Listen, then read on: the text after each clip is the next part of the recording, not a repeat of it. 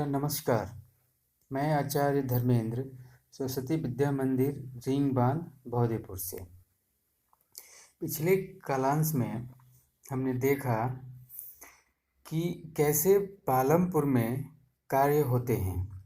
एक पालमपुर जो गांव था उसका ओवरव्यू आपने लिया था। उसी क्रम में हमने देखा था कि उत्पादन के कौन कौन से संगठन हैं। तो उत्पादन के संगठन के रूप में 4 कारक हैं, जिसमें प्रथम भूमि, दूसरा श्रम और तीसरा पूंजी, जिसको हम लोग भौतिक पूंजी के नाम से जानते हैं। चौथा मानव पूंजी। ये 4 कारक हमने पिछले कालांश में देखा था।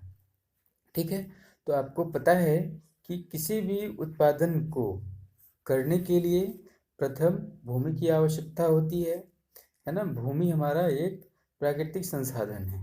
ठीक है, इसके अलावा जल, वन, खनिज आदि जितनी प्राकृतिक संसाधन हैं उनका भी उपयोग उत्पादन के क्रम में किया जाता है।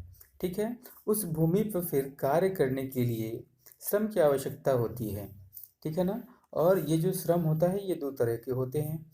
एक पढ़े लिखे कर्मी जो अपने बुद्धि विवेक से कार्य करते हैं और श्रम करते हैं, और दूसरा शारीरिक कार्य करने वाले श्रमिक। ठीक है, तो शारीरिक कार्य करने वाले जो श्रमिक होते हैं वो फिजिकल वर्क करते हैं, हाथ से अपने शरीर से वो मेहनत करते हैं। ठीक है, उसी प्रकार भौतिक पूंजी के रूप में आपने देखा कि जो जनरेटर्स, घर, बिल्डिंग्स इत्यादि होते हैं, टरबाइन होते हैं, कंप्यूटर होते हैं। ठीक है, जो मशीनें होती हैं, जो औजार होते हैं, इनका उपयोग हम लोग किसी भी उत्पादन को अच्छे तरीके से करने में करते हैं। ठीक है, इस भौतिक पूंजी का उपयोग करने पर हमारा जो कार्य होता है वो काफ़ी सरल हो जाता है। ठीक है, तो यहाँ पर जो भौतिक पूंजी है इसको 2 भागों में बांटा गया है। प्रथम भौतिक पूंजी है ना, उसके अंतर्गत स्थायी पूंजी और दूसरा कार्यशील पूंजी के रूप में आता है। ठीक है, तो जो स्थायी पूंजी होता है उसमें लंबे समय तक, लंबे काल तक चलने वाले जो औजार होते हैं या मशीन होती है ना, वो सारे हमारे भौतिक पूंजी के अस्थायी वर्ग में आते हैं। वहीं जो कार्यशील पूंजी होता है उसका कार्यकाल काफ़ी कम होता है। ठीक है ना, और आप 1 साल में ही उसका उपयोग अपने उत्पादन में कर लेते हैं, और उसका जो अस्तित्व होता है कार्यशील पूंजी का वो 1 साल में ही समाप्त हो जाता है। ठीक है, जैसे जो मुद्रा होती है, रुपए पैसे होते हैं, या फिर कुम्हार अगर बर्तन बना रहा है तो उसके लिए उपयोग में आने वाली मिट्टी, है ना। उसी तरह से जो बुनकर है वो सूत का उपयोग करता है अपने कपड़े की बुनाई में, तो वो जो सूत हो गया वो हमारा क्या हो गया, कार्यशील पूंजी का उदाहरण हो गया। ठीक है ना, तो ये अब बात आपको ध्यान में रखना है कि जो कार्यशील पूंजी होती है ना, वो हमारा 1 ही साल में समाप्त हो जाता है। ठीक है ना। तो इसमें मुख्य रूप से कच्चा माल और नगद मुद्रा आती है, और कच्चा माल के अंतर्गत जो सूत हो गया, मिट्टी हो गया या रुपए पैसे हो गए, ये सारे हमारे आ जाते हैं। ठीक है, उसी क्रम में जो चौथा हमारा कारक था उत्पादन का वो मानव पूंजी है। मानव पूंजी को हम लोग सबसे श्रेष्ठ पूंजी मानते हैं, क्योंकि उपयुक्त जो 3 पूंजी है, भूमि, श्रम और भौतिक पूंजी, इन तीनों का उपयोग मानव पूंजी के द्वारा ही किया जाता है ना। और ये मानव पूंजी होता क्या है? जो मानव पूंजी होता है ये अपने ज्ञान और उद्यम के बल पर ही, ये अपने ज्ञान और उद्यम के बल पर ही उपरोक्त जो 3 कारक है उसका उपयोग करता है और उचित उत्पादन करने में सफल हो पाता है। ठीक है जी, तो ये हमारा मानव पूंजी है। ठीक है, तो आगे चलिए। और उसके अगले कालांश में हमने चर्चा किया था भूमि के ऊपर। ठीक है, तो भूमि जो उत्पादन का पहला कारक है, तो आपको पता है कि जो भूमि होता है इसका दायरा फिक्स होता है, इसीलिए इसे भूमि को स्थिर माना गया है। ठीक है। भूमि स्थिर है, इसको आप बढ़ा नहीं सकते, ठीक है ना। वो जितना है उतना ही रहेगा, ठीक है। आप अलग अलग तरीका का उपयोग करके, अलग अलग तकनीक का उपयोग करके उस भूमि पर अपनी उत्पादन को बढ़ा सकते हैं, ठीक है। तो पालमपुर जो गांव है, इसमें भी हमारा जो उत्पादन है ना, जो उत्पादन है उसमें कृषि जो हमारा है वो क्या है, प्रमुख क्रिया है ना। पालमपुर गांव के जो मैक्सिमम हमारे लोग हैं वो कृषि कार्य में लगे हुए हैं, ठीक है। तो आप चलिए हम चलते हैं थोड़ा सा उस पर। यहाँ पर आप देखिए उत्पादन का ये संगठन हम लोग चर्चा कर लिए, भूमि, श्रम, है ना, भौतिक पूंजी आप देख सकते हैं, ठीक है। उसके बाद ये भौतिक पूंजी में अस्थाई पूंजी और फिर कार्यशील पूंजी हमने देख चुके हैं। और चौथा कारक जो है वो मानव पूंजी है। देखिए आप यहाँ पर कैसे जो मानव है वो मशीनों का उपयोग करके उत्पादन कर रहे हैं, श्रम कर रहे हैं, है ना। उत्पादन गठन को ही उत्पादन के कारक कहते हैं। पालमपुर में खेती, तो भूमि क्या है, स्थिर है। और पालमपुर में 75% लोग का जो जीवन निर्वाह का आधार है वो क्या है, खेती है। सब वो 75% लोग खेती करते हैं, ठीक है ना। 1960 में थोड़ा सा भूमि जो बंजर भूमि था उसको कृषि योग्य बनाया गया, और आज तक फिर अब उसमें बढ़ोतरी नहीं हो पाई। फिर हमने देखा था कि जो भूमि का माप करने का तरीका है वो हम हेक्टेयर में करते हैं या बीघा, गुंठा आदि में करते हैं, और 1 hectare equal to 100 metre square होता है, ठीक है। उसी तरह से हमने देखा कि भूमि, एक भूमि का जो टुकड़ा है उस पर अधिक पैदावार करने का क्या कोई तरीका है, तो हाँ, तरीका है। आप एक भूमि पर बहुत सारे फसल उगा करके अपने उत्पादन को बढ़ा सकते हैं। तो आप देखिए कि एक साल में जो मैक्सिमम किसान थे वो 2 फसल का उत्पादन करते थे, और उन किसानों में से कुछ किसान ऐसे थे जो तीसरी फसल के रूप में आलू का उत्पादन करते थे, ठीक है ना। तो यहाँ पर आप देख सकते हैं कि जो बरसात के मौसम में फसल बोया जाता है उसको खरीफ कहते हैं, और जो पालमपुर के किसान हैं वो ज्वार और बाजरा उगाते हैं बरसात के मौसम में, ठीक है ना। और उसका उपयोग वो अपने पशुओं के चारे में करते हैं, ठीक है ना। और अक्टूबर से लेकर के दिसंबर के बीच में कुछ किसान जो हैं वो आलू का उत्पादन करते हैं, ठीक है ना। उसी तरह से सर्दी के मौसम, यानी कि जिसको हम लोग रबी कहते हैं, है ना, सर्दी के मौसम में वो गेहूं का उत्पादन किया जाता है, ठीक है ना। और उसके बाद वो जो गेहूं का उत्पादन होता है, पालमपुर के गांव के जो किसान हैं वो अपने परिवार के खाने भर का अनाज एक साल के लिए रख लेते हैं, है ना। एक साल के लिए रख लेते हैं, और बाकी का जो अनाज बच जाता है उसे शाहपुर के व्यापारियों को बेच देते, सॉरी, रायगढ़ के मंडी में जा कर के बेच देते हैं, ठीक है ना। इसी तरह से वो साल में अपनी जितना भी उनके पास ज़मीन होता है उसका एक टुकड़ा में वो गन्ने का उत्पादन करते हैं। और आपको पता है कि गन्ना का जो उत्पादन होता है वो एक साल में उसकी फसल तैयार होती है, ठीक है ना। तो ये गन्ना का जो उत्पादन होता है वो पालमपुर के जो किसान गन्ना उत्पादन करते हैं उसको कच्चे रूप में या गुड़ बना करके शाहपुर के व्यापारियों को जा करके बेच देते हैं, ठीक है ना। तो इस प्रकार से वो एक वर्ष में 3 अलग अलग फसल उत्पादन कर पाते हैं, ठीक है ना। कारण क्या है इसका, क्यों ऐसा वो उत्पादन कर पाते हैं, एक साल में 3 फसल उत्पादन क्यों कर पाते हैं, क्योंकि वहाँ सिंचाई की सुव्यवस्थित व्यवस्था थी, वहाँ पे बिजली जल्दी आ गई थी, ठीक है ना। जिसके कारण लोगों का उत्पादन क्या हो गया, बढ़ गया। पहले लोग किसान जो वहाँ के थे वो जो नलकूप था उससे उत्पादन करते थे। उसके बाद जो सरकारी नलकूप लगाई गई उससे वो लोग सिंचाई करते थे। उसके बाद सभी ने देखा कि इससे काफ़ी फ़ायदा हो रहा है, तो मैक्सिमम किसानों ने क्या किया, अपना नलकूप लगा लिया, ठीक है ना। तो इसी के कारण 1970 के दशक के मध्य तक आपका 200 हेक्टेयर, है ना, जो जुते हुए क्षेत्र थे उनकी सिंचाई होने लगी, ठीक है ना। लेकिन भारत में ये सुविधाएं अभी भी पूरे गांवों में नहीं है। 40% से कम भूभाग में ही पूरे भारत में सिंचाई होती है, ठीक है ना। तो इसमें हमने देखा था कि जो नदियाँ मैदान हैं या फिर जो तटीय क्षेत्र है वहाँ अच्छी सिंचाई की व्यवस्था है, लेकिन जो पठारी क्षेत्र है ना, वहाँ पर सिंचाई की व्यवस्था अच्छी नहीं है। बहुविध फसल प्रणाली हमने देखा था कि बहुविध फसल प्रणाली जो होता है इसमें क्या होता है, एक वर्ष में किसी भूमि पर एक से ज़्यादा फसल पैदा करने की जो प्रणाली होती है उसे बहुविध फसल प्रणाली कहते हैं, ठीक है ना। तो ये हमारा एक तरीका होता है कि सीमित जो भूमि है, जो भूमि का टुकड़ा है, उस पर कैसे उत्पादन बढ़ाया जा सके, ठीक है जी। यहाँ आप देखिए, ये जो किसान हैं वो उत्पादन करते हैं। आगे हम ये आपको होमवर्क दिए थे, उम्मीद है आप कर लिए होंगे। ये ग्राफ आपको बनाना था, ठीक है।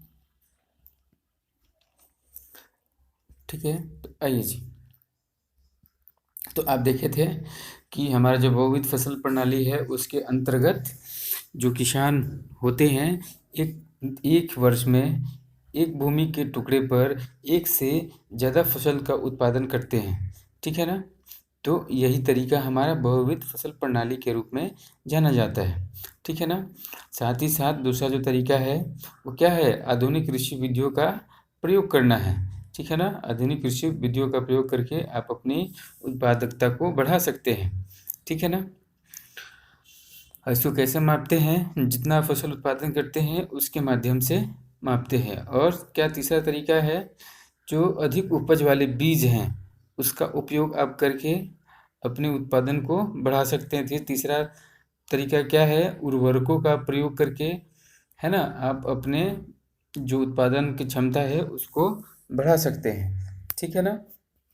लेकिन यहाँ जो पालमपुर के गांव हैं, पहले वो लोग क्या करते थे, जो उर्वरक गोबर के रूप में या प्राकृतिक खाद के रूप में उनके पास उपलब्ध होता था, वही तत्काल उसका उपयोग करते थे और उन्हें उनको खरीदना नहीं पड़ता था। लेकिन जैसे ही उन्होंने उत्पादन बढ़ाने का प्रयास किया तो उसके लिए उनको उर्वरक, कीटनाशक, है ना, अधिक उपज वाले बीज, ट्रैक्टर का सहारा लेना पड़ा, है ना, पंप सेट खरीदने पड़े, ठीक है, सिंचाई करने के लिए। तो जिसके कारण उनकी लागतें क्या हो गई, बढ़ गई। आगे अब देखो कि ये आपको करना है, इसमें आपको अपने क्षेत्र में बोई जाने वाली फसल का नाम लिखिए और वो किस माह में बोई गई हैं ये पता करिए, है ना, किस माह में काटी गई ये पता करिए, और सिंचाई के कौन कौन से साधन का उपयोग वहाँ हो रहा है ये पता करके इस डाटा को आप भर लेंगे, ठीक है। आगे चलिए। 1960 के दशक के अंत में हरित क्रांति ने भारतीय किसानों को अधिक उपज वाले बीज HYV, है ना, के द्वारा गेहूं और चावल की खेती करने का तरीका सिखाया, ठीक है जी। तो इसमें जो है हमारा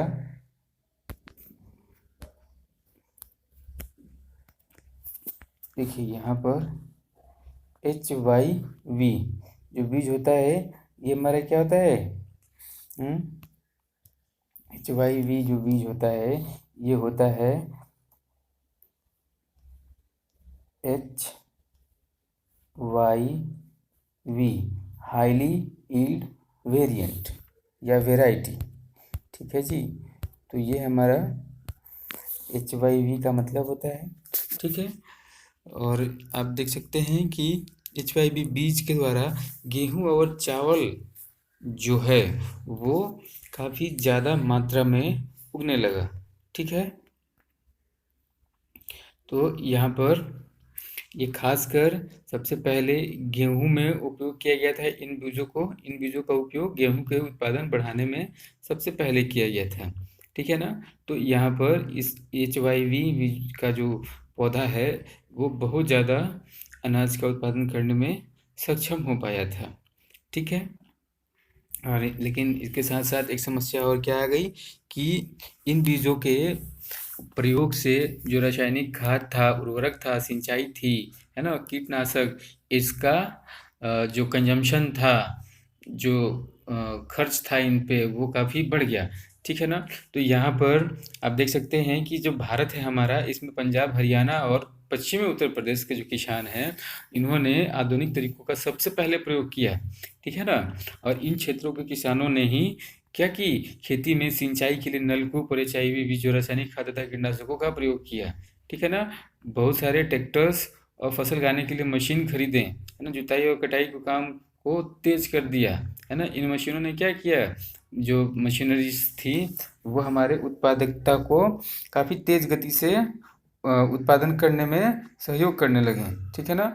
तो इसके कारण गेहूं की जो पैदावार हुई वो सबसे ज़्यादा प्राप्त हुई। अब देखिए यहाँ पे कि पहले जो पालमपुर के किसान थे उनको 300 किलोग्राम प्रति हेक्टेयर का उत्पादन वो करते थे। जो उनका पारंपरिक खेती था उसके माध्यम से वो लोग मात्र 1 हेक्टेयर खेत में 300 किलोग्राम यानी कि 3 क्विंटल गेहूं ही उत्पादन कर पाते थे। लेकिन जैसे ही उन्होंने हाईली यील्ड वैरायटी का उपयोग किया, उसके उपयोग से जो उत्पादन था वो प्रति हेक्टेयर क्या हो गया, 3200 किलोग्राम यानी 32 क्विंटल प्रति हेक्टेयर का उत्पादन उन्होंने प्राप्त कर लिया। तो देखिए कितना ज़्यादा है ना। कहाँ 3 क्विंटल और कहाँ 32 क्विंटल, है ना। तो 10 गुना से भी ज़्यादा का उन्होंने उत्पादन प्राप्त किया गेहूं का, ठीक है ना। तो इसके कारण ही जो गेहूं का उत्पादन है उसमें काफ़ी तेज़ी आ गई, ठीक है ना। और किसान जो थे वो आसानी से अब उनके पास उतना गेहूं उपलब्ध होता था कि वो उस गेहूं को ले जा कर के आराम से बाज़ार में बेच सकें, ठीक है ना। तो ये जो उत्पादन हुई थी इसी को हम लोग हरित क्रांति के नाम से जानते थे। इसी समय हरित क्रांति हुई थी, ठीक है। ठीक है, तो आ जाइए अब आगे चलते हैं। तो जो हरित क्रांति है वो हमारा गेहूं के बाद दालों के उत्पादन में भी हरित क्रांति जो है वो हमारे जो गेहूं है उसके बाद इसका असर चावल के उत्पादन में भी दिखाई दिया था, ठीक है ना। चलिए अब आगे थोड़ा सा चलते हैं। एक सारणी जो नीचे दिया हुआ है ना, इस सारणी को देखते हैं, ठीक है। इसमें क्या बोल रहा है, जो सारणी 1.1 है इसमें भारत में हरित क्रांति के बाद गेहूं और दालों के उत्पादन को करोड़ टन इकाइयों में दिखाया गया है। इसे एक आरेख बनाकर दिखाइए, क्या हरित क्रांति दोनों ही फसलों के लिए समान रूप से सफल सिद्ध हुई। आप देखो यहाँ पे कि हरित क्रांति के बाद से जो दाल का उत्पादन था और गेहूं का उत्पादन था वो ग्रेजुअली कैसे बढ़ा है, ठीक है। तो अब देखिए 1965-66 में दाल का उत्पादन 10 करोड़ टन था, है ना। गेहूं का उत्पादन भी 10 करोड़ टन था। लेकिन 70-71 में दाल का उत्पादन सिर्फ और सिर्फ कितना बढ़ा, 12 यानी कि 2 करोड़ टन बढ़ा। और गेहूं का उत्पादन 24 करोड़ टन हो गया, यानी कि 2 गुने से भी ज़्यादा तेज़ी से गेहूं का उत्पादन बढ़ रहा है। फिर 80-81 में आप देखो दाल का उत्पादन क्या हो गया, घट गया 1 करोड़ टन से। अब वहीं पर गेहूं का उत्पादन क्या हो गया, बढ़ गया 24 से सीधे 36 करोड़ टन पे पहुंच गया। इसी तरह से आप देखो कि जो 14-15 है, सॉरी 13-14 में उत्पादन जो था दालों का वह भी सर्वाधिक है, 19 करोड़ टन है। और वहीं गेहूं का जो उत्पादन है वो हमारा सर्वाधिक है, 96 करोड़ टन का उत्पादन हमने गेहूं का किया 13-14 में, ठीक है। ये कहाँ से ये डाटा आया है, ये डाटा जो आया है स्टेट ऑफ इंडियन एग्रीकल्चर 2015-16, जो कि आर्थिक एवं सांख्यिकी निदेशालय है ना।